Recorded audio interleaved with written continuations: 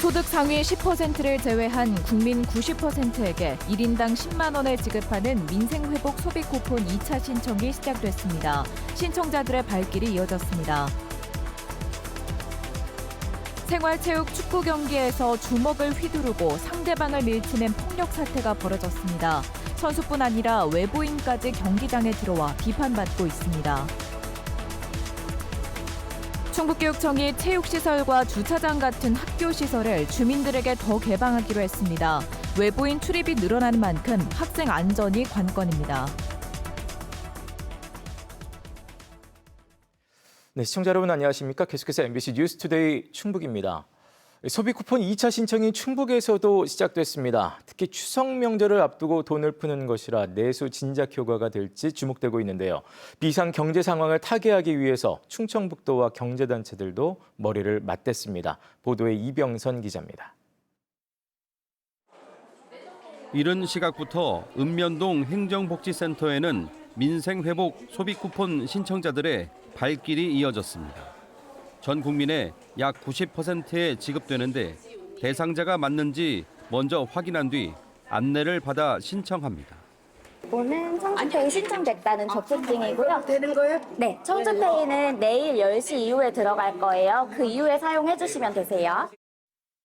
이미 1차 소비 쿠폰을 요긴하게 써본 터라 기대가 적지 않고 이번에는 추석 명절도 얼마 남지 않아 작은 여유라도 가질 수 있어 다행이라는 반응입니다. 약간 배고픈 때 빵이라든지 그런 거 시민을 전부 이렇게 살펴주신다는 게 과연 위에 분들이 참 수고는 하신다 이렇게 생각합니다. 오는 26일 신청 첫 주에는 출생 연도에 따라 요일제로 접수하는데 지난 1차 때는 충북도 내 총 대상자의 99.11%인 156만 8천 명이 신청해 3,114억 원을 받았습니다. 1차 때는 본인의 경우에도 신청서를 작성해서 전산을 처리하셨어야 되는데 2차 때는 본인의 경우에는 신청서 없이 전산 입력이 가능합니다. 소비 쿠폰 2차 지급에 맞춰 충청북도와 지역 경제기관 단체들도 머리를 맞댔습니다. 추석 명절에 즈음한 내수 진작과 함께 새 정부 경제정책에 부응하는 충북 경제에 활로를 모색해보자는 겁니다. 새 정부 국정과제와 연계해서 충북 경제 대응 방안을 논의하고 지역경제 활성화 방안을 논의하는 자리입니다. 충북 경제의 동향에 대해서는 수출이 늘고는 있지만 반도체 의존도가 높고 특히 중화권 수출 비중이 높아 체질 개선이 필요하다는 분석이 제기됐습니다. 3대 주력 산업인 반도체, 2차 전지, 바이오 외에 양자 산업이나 인공지능, 친환경 에너지 등 새로운 먹을거리도 필요하다는 얘기입니다. 지금 새 정부가 재정 투입 규모가 210조 원이라고 말씀드렸는데요. 특별히 AI에 대한 부분들을 저희가 선제적으로 좀 대응을 할 필요가 있다. 참석자들은 또 K바이오스퀘어 예타 면제와 청주공항 민간 활주로 신설 등 주요 현안을 도약의 발판으로 삼기 위해 긴밀히 협력하기로 뜻을 모았습니다. MBC 뉴스 이병선입니다. 오송 참사 국정조사 청문회가 오늘 국회 행정안전위에서 열립니다. 오늘 자리는 이번 국정조사의 마지막 핵심 일정으로 김영환 지사와 이범석 시장 등 증인 20명과 참고인 5명이 출석할 예정입니다. 범여권 의원들이 앞서 열린 기관보고와 현장 조사에서 김 지사 책임론을 집중적으로 거론한 만큼 청문회에서도 여야 간 공방이 예상됩니다. 또 김 지사를 기소 대상에서 제외했다며 주장한 검찰의 봐주기 수사 의혹에 대해서도 비판이 쏟아질 것으로 보입니다. 오송 참사 유가족들이 추모 조형물 예산 삭감과 관련해 충북도의회를 찾아 또다시 항의했습니다. 유가족협의회는 어제 이양섭 도의회 의장과 이태훈 위원장을 만나 충청북도와 조형물 설치 협의를 마쳤는데 의회가 일방적으로 예산을 삭감했다고 주장하며 추모 조형물을 혐오시설 취급하는 것이냐고 물었습니다. 이에 대해 이양섭 도의회 의장은 충분한 공론화를 거치자는 취지였다며 의원들과 유족이 직접 만나는 자리를 마련할 수 있도록 노력하겠다고 밝혔습니다. 최근 진천에서 열린 생활체육 축구 경기에서 주먹을 휘두르고 상대를 밀쳐 넘어뜨리는 폭력 사태가 발생했습니다.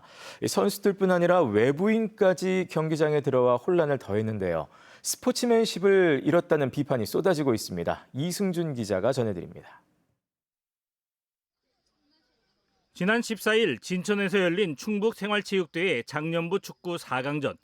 전반 38분 파란색 유니폼의 청주시 선수가 공을 받자 노란색 유니폼의 단양군 선수가 반칙으로 저지합니다. 일어나던 파랑 유니폼 선수는 왼팔을 크게 휘둘렀고 뒷덜미를 맞은 노랑 유니폼 선수는 바로 상대에게 주먹을 날립니다. 이내 상대를 밀쳐 넘어뜨리고 모든 선수가 모여들어 몸싸움을 벌입니다. 일부 선수들은 싸움을 말리지만 흥분한 몇몇은 계속 실랑이를 벌입니다. 경기 관계자인지 관중인지 알 수 없는 평상복을 입은 사람들까지 운동장에 들어오며 혼란을 더했습니다. 선수 아니신 분은 다 나와주시기 바랍니다. 흥분한 선수들은 심판 판정 이후에도 항의를 멈추지 않습니다. 밖에 누구냐고 말해봐 누구예요? 네? 누가 봤냐고. 심판은 두 선수 모두 퇴장을 선언했다가 고의성을 가지고 보복 행위를 했다며 노랑 유니폼의 단양군 6번 선수만 퇴장으로 번복했습니다. 절대로 저기 바깥에서는 들어가면 안 되고요. 경기 관리 감독하는 그런 심판들에 의해서 다 제지가 돼야 되는데 이번 거는 너무 이제 외적인 상황들이 많아가지고 되게 보기 안 좋았어요. 그럼. 경기는 2대1 청주시의 승리로 끝났지만 승부를 떠나 가장 중요한 것을 잃어버린 경기였습니다. 상대에 대한 존중과 페어플레이 등 스포츠맨십이라는 스포츠의 근본 가치가 완전히 사라졌습니다.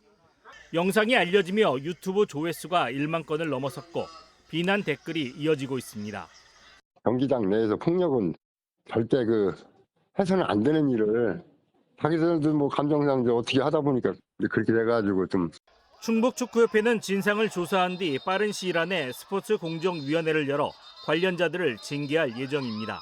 MBC 뉴스 이승준입니다. 한정된 예산으로 주민들을 위한 체육시설과 주차장을 늘리는 데에는 한계가 있게 마련입니다. 이런 가운데 청주시와 충북교육청이 학교시설 개방을 확대해 해결책을 찾고 있습니다. 다만 외부인 출입이 늘어나는 만큼 확실한 학생 안전 대책은 필요해 보입니다. 신병관 기자의 보도입니다. 청주의 아파트 단지에 위치한 초등학교입니다. 강당과 운동장을 운동동호회와 주민들에게 개방하고 있습니다. 청주 대부분 학교들이 체육시설을 개방하고 있지만 운동부 사용과 관리상 어려움 등을 이유로 개방하지 않는 곳이 적지 않습니다. 특히 청주시 예산이 투입된 쉬운 6곳 가운데서도 개방이 이루어지지 않고 있는 곳이 25%에 달합니다. 주차장 개방의 경우 지난 2018년 공유협약이 맺어졌지만 참여가 저조합니다. 학교 여건이 학생들 교육활동이 먼저다 보니까 교육활동이 허락되지 않는 경우가 많아서 아마 그렇게 좀 개방이 조금 부족한 것 같습니다. 충북교육청과 청주시는 정책 간담회를 갖고 학교시설 개방 확대에 합의했습니다. 충북교육청은 현재 학교별로 이뤄지고 있는 시설 예약도 온라인 통합 시스템을 구축해 예약 절차를 투명하고 효율적으로 개선하면서 이용도 늘릴 계획입니다. 실시간으로 예약 현황을 확인하시고 손쉽게 신청하실 수 있어서 학교 시설이 지역과 함께하는 열린 공간으로 활용될 것으로 기대합니다. 주차장 개방 확대는 구도심 주차장 확보와 상권 활성화에 직접적인 도움이 될 것으로 청주시는 기대하고 있습니다. 다만 학생 안전 등을 고려해 개방 범위가 정해질 것으로 보입니다. 체육시설 개방도 크게 늘고 있는 냉난방비 등에 대한 문제를 어느 정도 해결해야 합니다. 청주시는 최근 교육 발전 특구 시범 지역으로 선정된 만큼 자체 문화 콘텐츠를 학생 교육에 활용하는 등 교육 지원을 강화해 교육시설 개방에 화답하겠다는 입장입니다.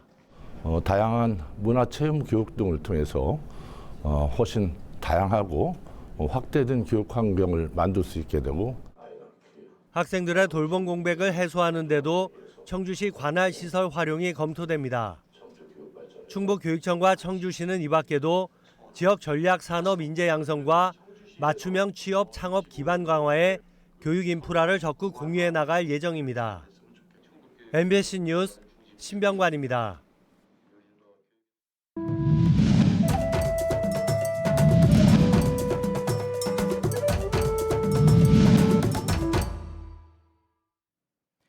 네, 충북에서 개최 중인 영동과 제천의 두 엑스포가 모두 순항하고 있습니다. 영동 세계 국악 엑스포는 관람객이 열흘 만에 35만 명을 돌파했고, 또 제천 국제 한방 천연물 산업 엑스포에서는 첫 번째 수출 계약이 나왔습니다. 허지희 기자입니다. K국악을 전 세계에 알리는 2025 영동 세계 국악 엑스포가 개막 열흘 만에 관람객이 35만 명을 넘어섰습니다. 지난 12일 개막 이후 열흘간 누적 입장객은 35만 6,277명. 개막한 첫 주말엔 폭우가 쏟아지며 18,000명에 그쳤지만 두 번째 주말에 12만 명 가까이 입장해 최고치를 기록한 겁니다. 30만 번째로 입장한 청주시 관람객에게는 기념품이 주어졌습니다. 조직위는 관람객 100만 명 유치를 목표하고 있습니다.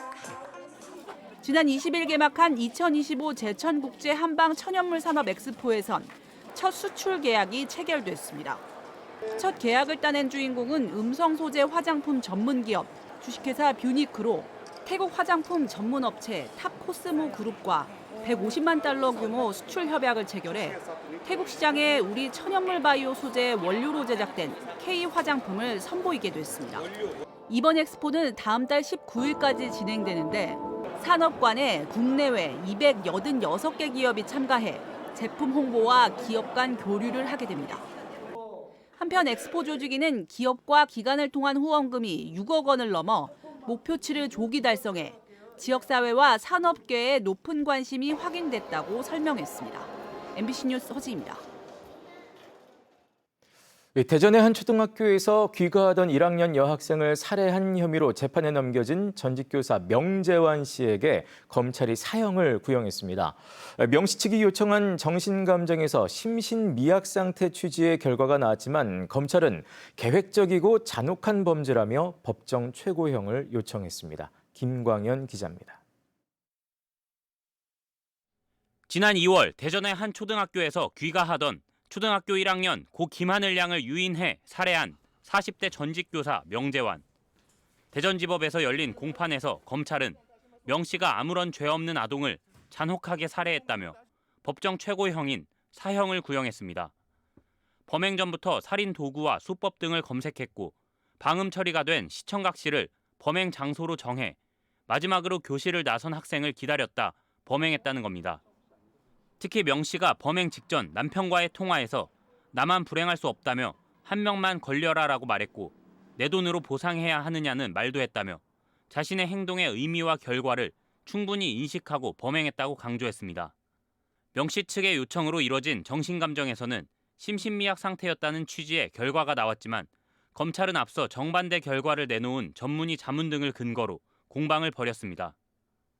재판부는 심신미약이 법관 재량으로 감경 여부를 결정할 수 있는 임의적 감경 사유에 해당하는 만큼 신중하고 면밀하게 형량을 결정하겠다고 밝혔습니다. 검찰은 특히 지난해 12월 우울증 진단을 받고 휴직했던 명 씨가 3주 만에 정상 근무가 가능하다는 소견을 받아 복직했다며 범행 후 수개월이 지나 이뤄진 정신감정에서 피고인의 의도에 따라 결과가 왜곡될 가능성이 높다고 지적했습니다. 구두로 자기가 정상인 것처럼 소견서를 받아서 복직을 했었던 것처럼 이번 심신미약과 관련된 감정에서도 자기한테 유리한 구두 진술을 많이 했지 않을까.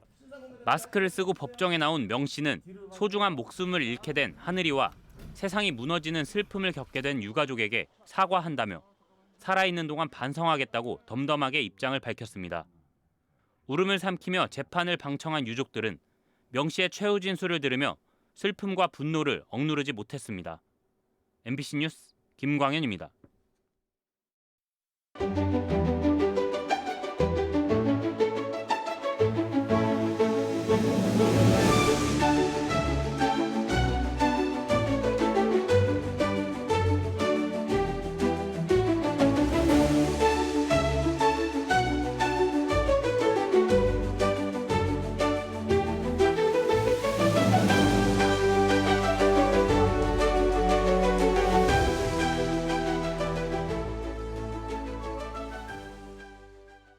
자신이 근무하던 아파트 공사 현장에서 동료 작업자에게 흉기를 휘두른 30대가 경찰에 붙잡혔습니다.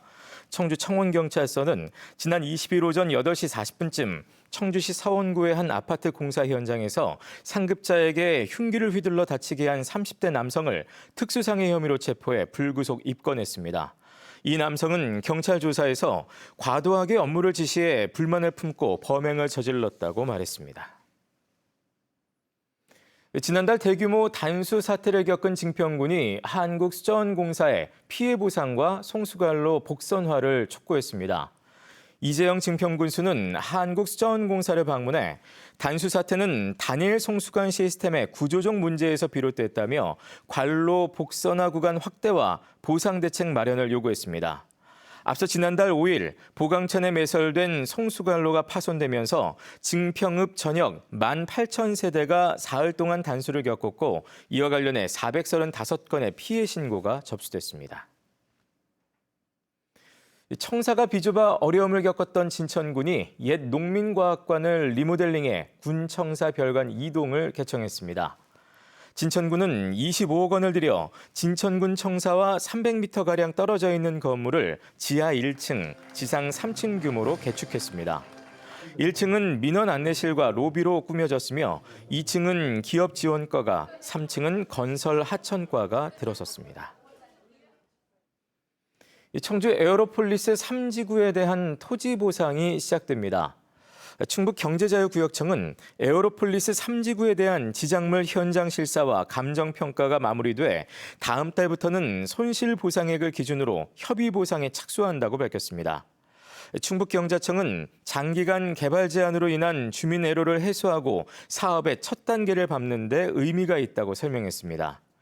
청주 에어로폴리스 3지구는 북이면 일원 112만 9천 제곱미터에 조성되는 항공산업 특화단지입니다. 청주시가 공공장사시설에서 조화 대신 생화 사용을 장려하고 나섰습니다. 청주시는 월호 지역주민협의체 그리고 한국화해자조금협의회와 업무협약을 맺고 청주시 공공장사시설에서 생화 사용을 정착시키기 위해 시민 홍보와 판매에 힘을 모으기로 했습니다. 이를 위해 다음 달 5일 목련공원에서 생화 무료 나눔 캠페인도 열 예정입니다. 한편 전국 장사시설에서는 매년 1,600톤에 달하는 조화 쓰레기가 발생하고 있습니다. 청주시가 추석 명절을 맞아 다음 달 9일까지 전통시장 4곳과 농수산물시장 주변 도로에 주차를 허용합니다. 이에 따라 청주 육거리시장과 가경터미널시장, 또 북부시장은 양쪽 도로 모두 주차할 수 있고 농수산물시장과 문희시장은 한쪽에만 주차할 수 있습니다. 네, 뉴스를 마칩니다. 고맙습니다.